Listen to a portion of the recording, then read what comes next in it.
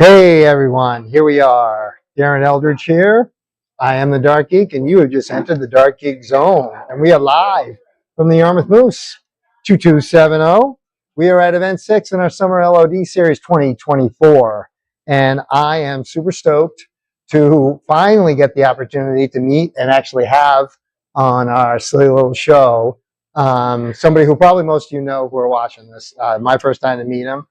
A player extraordinaire, columnist, author, coach, dad, husband, and comes to the Cape on the Vineyard. We finally got him here. So, ladies and gentlemen, Dr. Manhattan, Dax Munna. Thank you very, very, very much for coming on the show, sir. Truly my pleasure. Thank you. Thank you for having me. This is great. I'm glad we were able to finally coordinate this. This is awesome.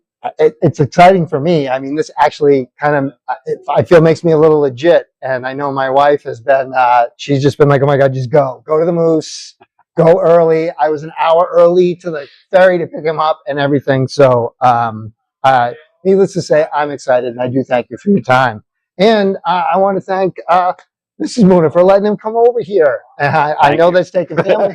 I know that's taking family time, and you're probably just as happy about it. I don't know. But maybe we'll get to meet you and your lovely daughter at some point. But thanks. So generally, I have questions and we kind of go through. But I really just want an opportunity to let you speak. I got a couple of things that I'm going to ask you to hit on. And really, I would love to know. I think we're having a great dart resurgence or boom kind of in North America and around the world. It's finally getting to us. And with you being so involved, and of course New York is a mecca, and Anthony, he and Anthony are good friends, and all helped start what now is the CDC, and really giving us a legitimate stronghold there in some spots. So I'd really like to just get your overview. Some of our viewers may not know, so a little background on you, and then really just where you think we're headed and going. Excited and sure. So a little bit more background on me for the viewers that don't know. I really started coming into my own in darts actually when I was in New England in Providence. I lived in Providence for a year at the kind of very onset of the precursor to Dart Connect. All the double cork stuff when the long format double cork, the PDSL was getting big. I was part of the first division that had a Rhode Island division. And when I ended up moving back to New York City, I brought the format with me. This is, again, before Dart Connect, before everything was so user-friendly the way it is today. Right. For those that don't know, PDSL, double cork was this, a lot of the same people behind the scenes. It was the first entree for many players into long format. It was set play, world championship play, 3 out of 5 legs for a set, 3 out of 5 sets for the match. And at the time, Anthony, Eugenie, and I in New York were talking a lot about how the thing that was missing in North America was long format play. He was busy working on getting the Dart Players series. It started with Dart Players New York, and it's expanded. Right. There's one in New England. There's one everywhere almost now. Right. But he had this greater concept too of the CDC and the stuff that he and Peter and David and Jeff have done is now fascinating. They really have brought the best of North America together, and they've created. And this was the key. They worked hard enough and long enough and all the sweat and tears to create the pathway to the PDC. Right. They are now, what's considered a global affiliate tour, which has allowed and really opened the door for us getting the Masters back at the Garden. What that has done now for darts in America has been phenomenal. What we've done in New York now the past 3 years, I've been working with MSG and the PDC, the JDC, and helping the CDC any way I can to be the New York City liaison when those guys are all in town. Right. And as a result, we're getting a little more footing into the global community. And really, long format was the entrance into that. And now that we're, 10 plus years into long format play here, Yeah. we're now starting to see the results. We're seeing the players who can compete on the international level. Right. No, the exciting thing, and even the last the CDC event that just was going on. I know we have the match play going on right now. Yeah, I watch darts all the time. Modus, match play, CDC, you name it, I've watched it. I got it. It just doesn't matter. But watching and being able to watch the match play and the CDC and those averages are basically, the PDC, the top tier, Humphreys, Michael, they're in another world, and I get it, and I understand. But for the bulk of it, those CDC averages are all in those 90s. They're all hitting those 90s. They're getting those legs that are the 107s and the 104s and the big outs. And of course, watching the Neon Nightmare, overseas last year was amazing and what he was able to do. So, Right. Yeah, I think, and I still actually have one of the pads from the PDSL where we would mark down the little circles. Do it all. Write down all your dots. All manually, right? Yeah. And then you didn't put it into the computer. Right? It was awesome. But the growth has been pretty phenomenal. And then, and we're super lucky here. Adam Sherlock, Skizrock, who we had last week, for those of you who got a chance to watch, thank you. He had gotten the Dart Players New England thing going. Yeah. And then, family happens, life happens. He's got some kids. So then Scott Essel took that over. And I know you know Scott. Sure. Scott and I were chatting earlier and, said to say hi. And if you guys are listening, Scott, good luck tonight, guys. Thank you. Appreciate you watching. But he took off with it. And even just watching here, you met the legend earlier who's here playing. He took the first one stop this year. So, so you've seen it a lot earlier than us. So we're looking forward, hopefully, to seeing that trend. How do you see that trend still working? Do you see those averages and more people starting to come into those singles leagues?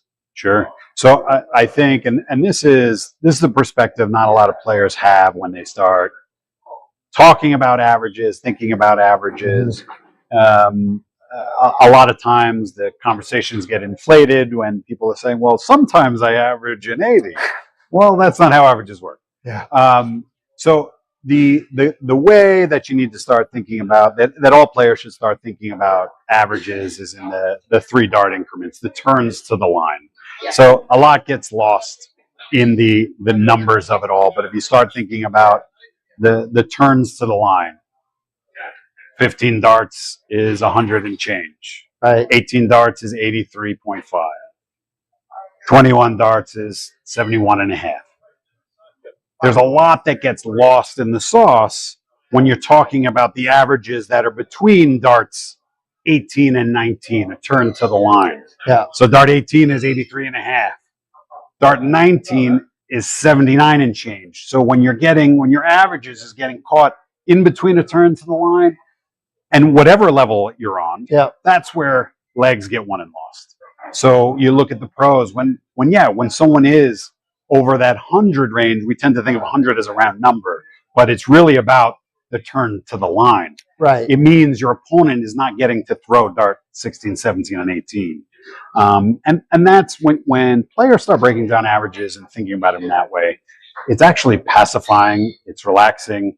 What most people don't recognize in looking at the pro averages, so dart 15 is 100 and change. Dart 16 is 93.94. 90% of pro averages end up between dart 15 and 16. Right, yeah. All of these numbers in the mid-90s, that's where, again, sets, matches are won and lost. Right. Yeah, it definitely seems like you want to pay attention to your double percentage. And you can see some of the pros and some of the guys in the CDC that get on these runs where they're just hitting the triples, but they're taking 6 darts to get out instead of 3. And even listening to the guys yesterday on the match play, and they were saying you strive for that 12 to 15 because if you're throwing somewhere between 12 and 15 and you're getting out, that means your opponent has to throw a 9. Yes. And they have to. Like, just don't get. Of course. And so, and you know, and then they have different, you know, where they're going. And it took me a long time to understand that those guys generally hit about 300, and then everything's about the out from that point down. Yep. Where I'm just trying to just get under 100 before I start thinking. Well, right, So, and it's, I get it. It's a different mindset, but it's also that repetition and playing against people better than you that can learn that. I know I played in some singles leagues, and you talk about inflated averages. And when I got put into some of different leagues, they would say, "Well, Darren and Dark Connect, you know," and I love Dark Connect. I love Greg. I love Dave. So please, I'm a huge fan. Always have been. Loved my time working with them, and it was phenomenal. So, but I was like, yeah, you're right. My average is 65, but I'm playing against, and here are some of our better shooters. I'm playing in a league with Dennis Cotto, Mike McGuire, Steve McGuire. I'm playing these guys. So, yeah, if I score decent and they take the double out right away, right, I got a really good average. A lot gets lost in averages, especially depending on how many shots you're getting at the double. Yeah. So, but long format most certainly is the key. Long format can only help you with short format. Short format doesn't necessarily help you with long format. So it's you want to build endurance. You want to be able to stay up on that hockey for, you know, a best of 11. And we have to remember too, the best of 11 is like what the pros start at. Yeah, exactly. Yeah. So when we think about it from that perspective, it's building up that endurance is important, and players need to kind of learn to weather that storm. And when they do, they'll see the difference on the dartboard. They'll see the difference in their averages and their wins. It's the way to go. Right. We do have a guy that runs. I don't know if he was going to try. He does Uber, but he runs our singles league. He took that over for me because I got a little busy, and you guys know Patrick, basic Patrick. And but that top division, they play best of 31, right, to build the endurance, of course. And now they take their breaks, and they'll be the first to tell you, like, especially, you know, you take that summer off and then you go back, and it's hard on the Cape on the summer. We do our Wednesday night draw here. We have one other on Monday night, and that's really it. It's just hard. Cape Cod's not conducive, and please come on vacation, bring your money, we need it, but it's not really conducive to it. So a lot of guys will take it off.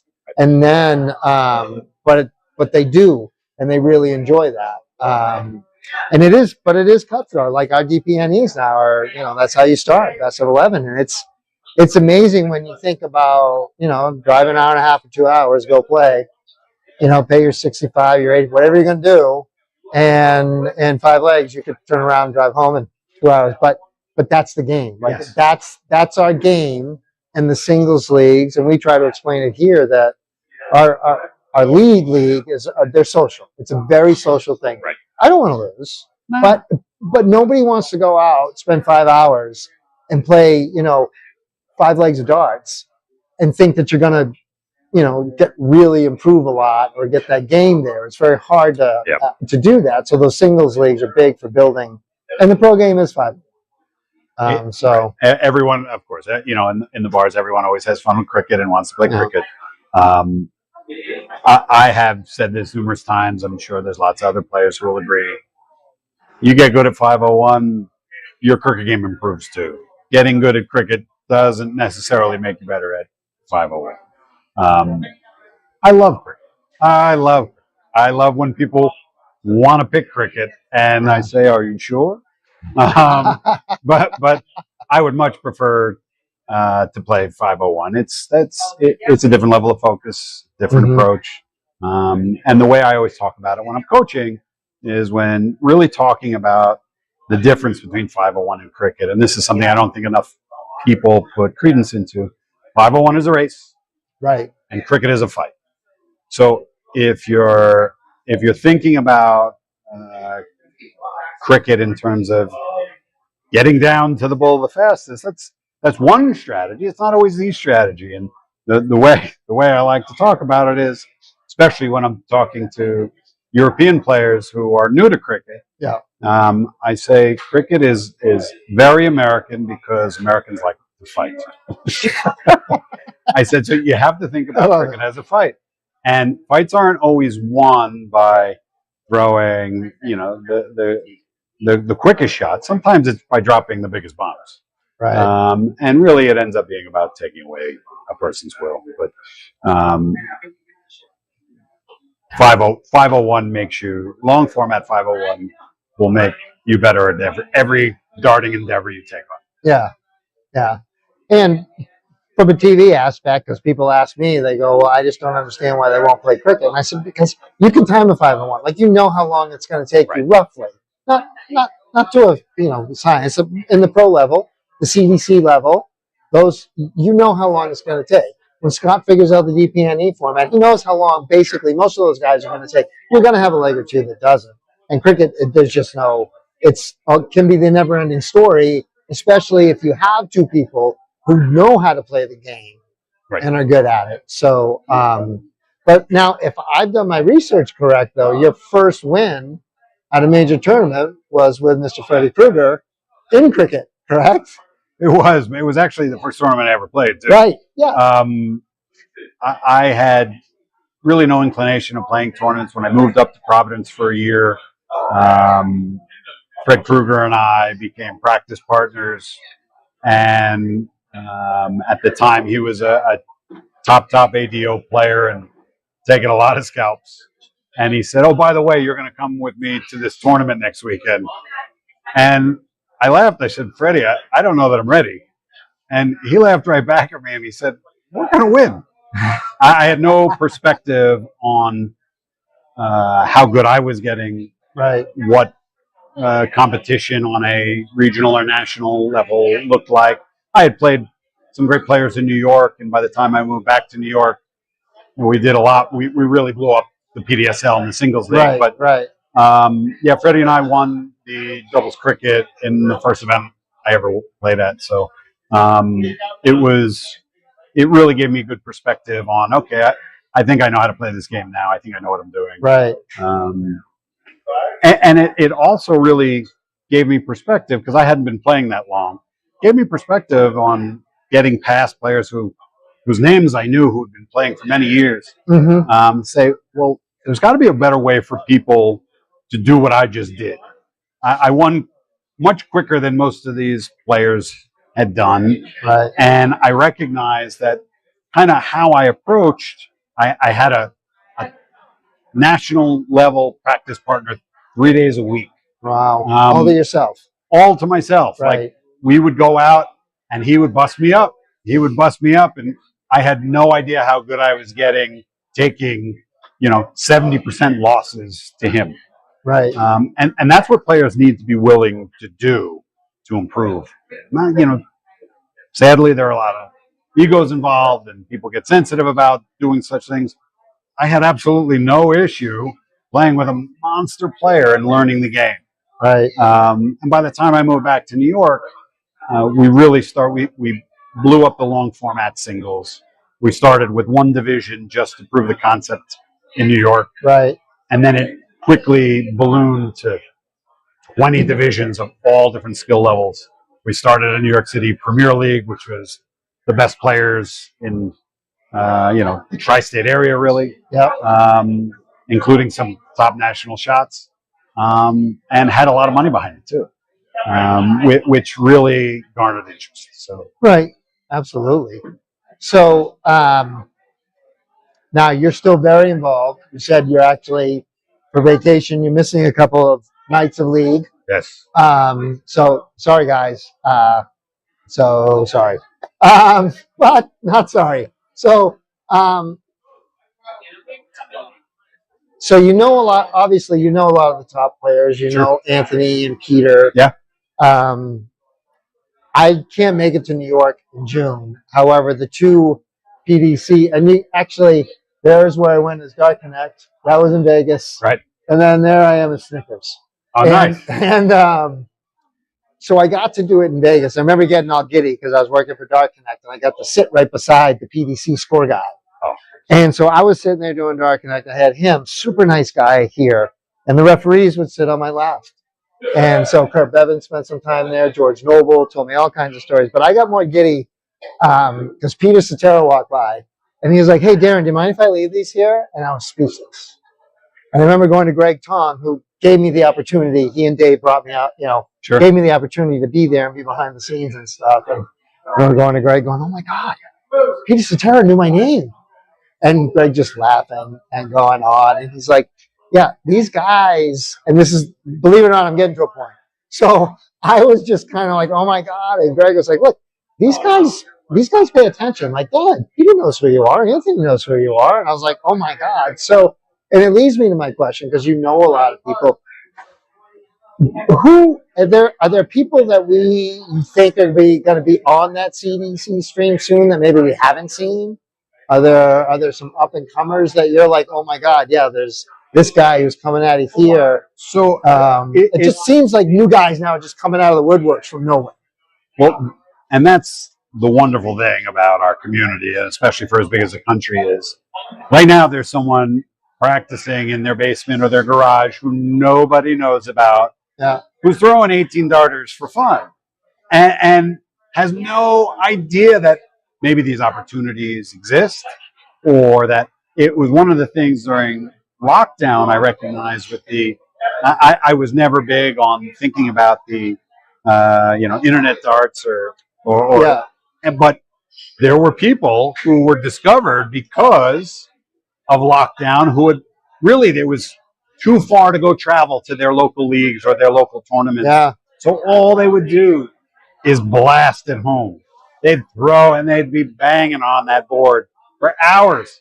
And little by little, honestly, there are dark horses that are going to crawl out from under a rock, and we're just going to say, like we always do at any bar, "Who the F was that guy?" Yeah, right. And so that's what's so lovely about this game and community. I know the young kids who are blasting. I'd love to see more from Joey Lenaud, nice local New York kid. Yeah. He's getting into the real world, but that kid blasts. Yeah. When he's got time to focus, he's a young kid who's put in the time. I just played a singles league with him in New York. He's a pure thrower, and in his early 20s, guys like that, we're going to see more guys. DJ Stewart, another one, when he's got the time to put in. Young kids who, when they are able to put in the full tour, wow. Right. Throwing in the 80s already at such a young age.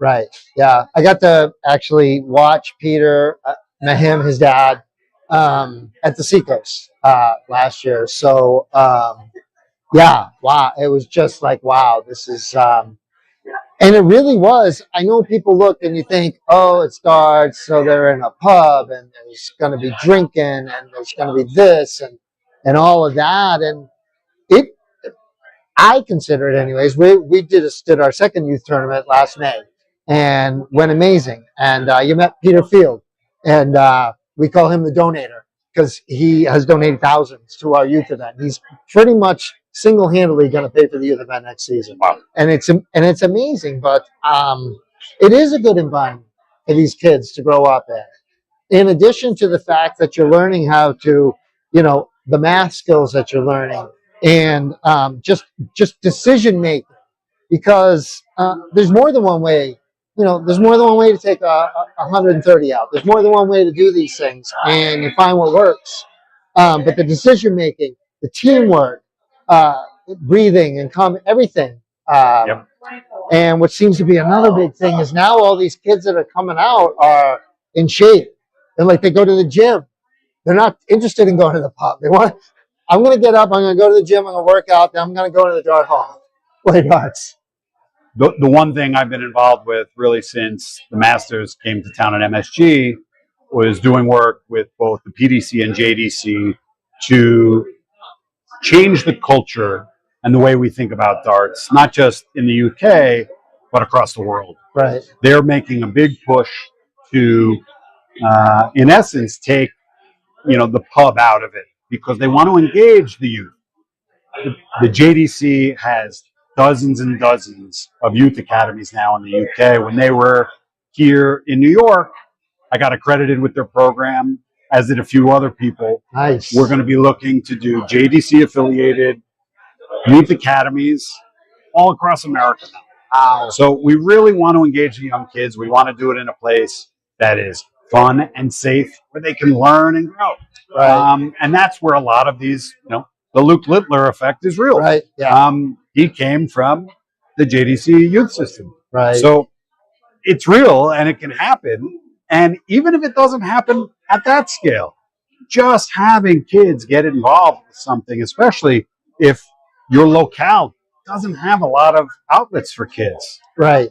If your locale is a cold weather environment where in the winter you need to find something for your kids to do. Yeah. It's a great way to engage youth. And there's going to be a lot more in store, a lot more coming up that I'm going to be writing about. I'll be putting on social media. Nice. A lot of fun stuff. That is awesome. We're actually, the Monomoy school system, which is down in the Chatham area, we have a young lady who I actually grew up across the street from me, Carrie Robinson, and she actually started a dart club, and that was the catalyst to start a youth event, because she had like 18 kids. And so that's why we did the first youth event. And the other one grew, and we had coming from as far as Rhode Island and so forth. And this year we actually, our little show. So we streamed it too.